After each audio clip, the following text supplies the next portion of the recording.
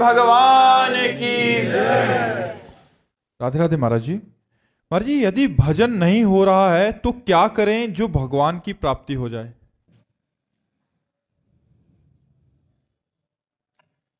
आपने ऐसा कैसे निश्चय कर लिया कि भजन नहीं हो रहा? क्यों नहीं हो रहा है? क्यों नहीं होगा? हमारा मानव जीवन वो संपूर्ण शक्ति संपन्न है जिससे भगवत प्राप्ति करनी है। बिना भजन के भगवत प्राप्ति असंभव है। भजन हमारा जीवन। आज हम सुबह साधकों से यही कह रहे थे, लोग जीते कैसे हैं बिना भजन के? विषय सेवन, विषय चिंतन, प्रपंच चिंतन, ये सब बन सकता है, भजन नहीं बन सकता। कैसी बात करते हो? प्रयासरत क्यों नहीं हो? इतना क्यों इंद्रिय और मन को प्रोत्साहन दे दिया विषयों के लिए कि वो भजन के लिए ना बोल दिया कि भजन ना बने तो भगवत प्राप्ति के?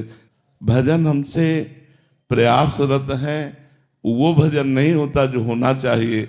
ऐसा प्रश्न तो ठीक है, ऐसा प्रश्न कैसे कर दिया कि भजन ना बने? भजन ना बने वाला शब्द क्यों बोला? आप किस उद्देश्य का पालन करने के लिए मानव जीवन प्राप्त किए? क्या उद्देश्य है? क्या रुपया, समाज प्रियता, मान प्रतिष्ठा, ये सब यहीं धरी रह जाएगी? इंद्रियों का दुलार, मन का दुलार, ये नरक की प्राप्ति कराएगा। हम भगवान के निज अंश हैं। हम भगवान के भक्तों के संग से अपने मन को जबरदस्ती बलात् भजन में लगाएंगे। हम अविनाशी भगवान के अंश हैं, हम क्या नहीं कर सकते? ये कैसे कह दिया कि हम भजन नहीं कर सकते? नहीं, बिल्कुल गलत। निरुत्साहित होकर ऐसे वचन ना बोलने चाहिए और ना ऐसे वचनों को सुनना चाहिए। भजन नहीं कर सकते और सब कर सकते हैं।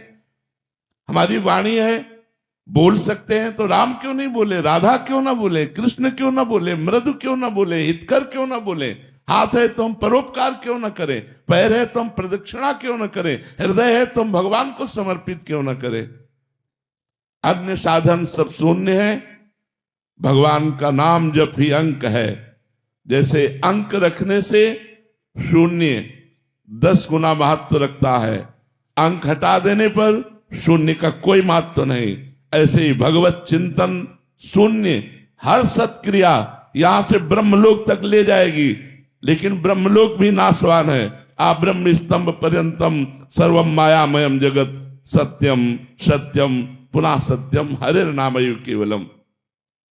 हमें ऐसा नहीं बोलना। आप चूंकि भजन कर रहे हैं, समाज के लिए प्रश्न है, लेकिन बिल्कुल हम इस बात को सुनना नहीं चाहेंगे कि हमसे भजन नहीं होता।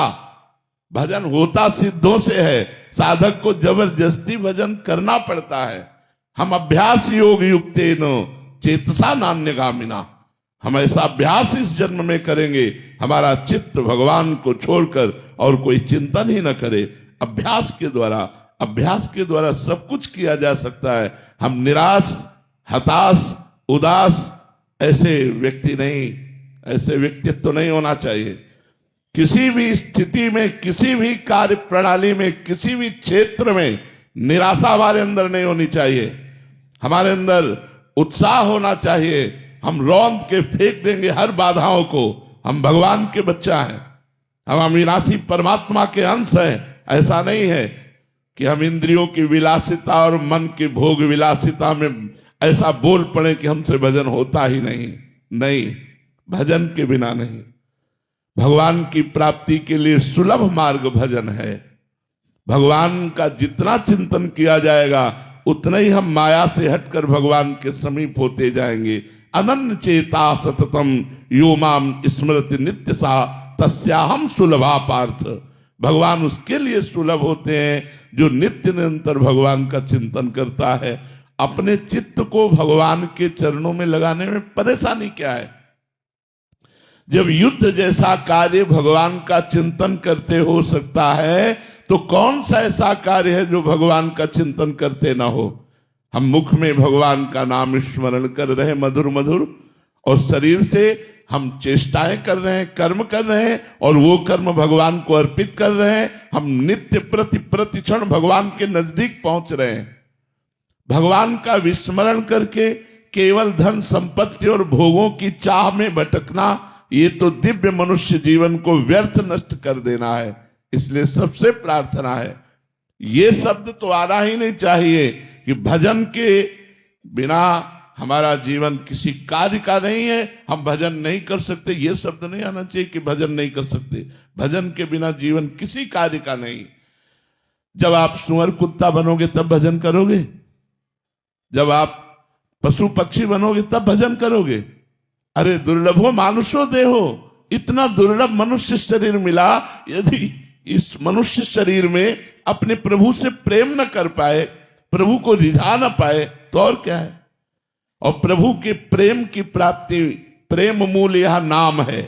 भगवान का नाम ही प्रेम मूल है। ब्रह्म राम ते नाम बड़ वरदायक वरदान, भगवान से भी बढ़कर भगवान का नाम है। यदि हम राम राम कृष्ण कृष्ण हरि हरि राधा राधा प्रतिपल रट रहे हैं, तो भगवान हमारे हृदय में प्रकाशित होंगे। भगवान हमारे नेत्रों में जरूर वो सामर्थ्य देंगे कि इस माया का पर्दा हटाकर हम कण कण में क्षण क्षण में भगवान का अवलोकन करें। भगवान विराजमान है। इसलिए ये निरुत्साहित करने वाली बात तो किसी की जबान में नहीं आनी चाहिए। हम प्रयास करेंगे, हो सकता है हमारा प्रयास असफल प्रयास रहे, लेकिन हम फिर प्रयास करेंगे। तो 1 2 3 बार 4 बार हम किसी बार तो सफल प्रयास करने वाले बन ही जाएंगे। हमें निराशा बिल्कुल पसंद नहीं।